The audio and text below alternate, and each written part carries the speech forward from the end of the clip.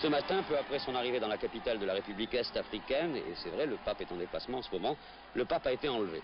Quelque temps après, un coup de téléphone des ravisseurs exigeait comme rançon que tous les catholiques du monde versent chacun 1 franc, oui, c'est ce qui est 1 franc pour la libération du pape. Alors là, évidemment, on a le droit d'être un peu surpris.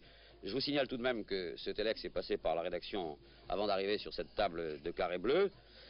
On peut penser que l'information a été vérifiée dans la mesure où le Vatican la donne pour exacte. Reste maintenant bien sûr à vérifier dans la capitale de la République est-africaine. On peut être surpris tout de même parce que sur le trajet il devait y avoir un service d'ordre assez important. Et comment le pape a-t-il pu disparaître? Comment a-t-on pu l'enlever entre l'aéroport et sa résidence? Alors ça je n'arrive pas à comprendre. Et d'autre part, cette façon d'exiger une rançon, 1 franc pour chacun des catholiques du monde entier, ça fait tout de même beaucoup.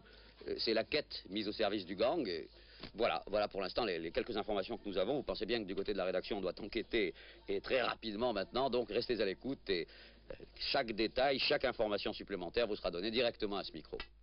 L'affaire du pape, ça nous a laissé, je vous parle tout frais payé, hein, 12 millions de dollars. Et net d'impôts, attention, là net complètement. Vous savez que le pape, c'est merveilleux. On l'a toujours su, quoi, depuis le temps, mais pas à ce point-là. Ça se vend très bien. Puis tout le monde, il y a tellement de gens qui l'aiment bien, alors. Non, ça a été très bien, le pape. Ça a été très bien. Très bien, le pape. Oui, très content du pape. L'aventure, c'est l'aventure.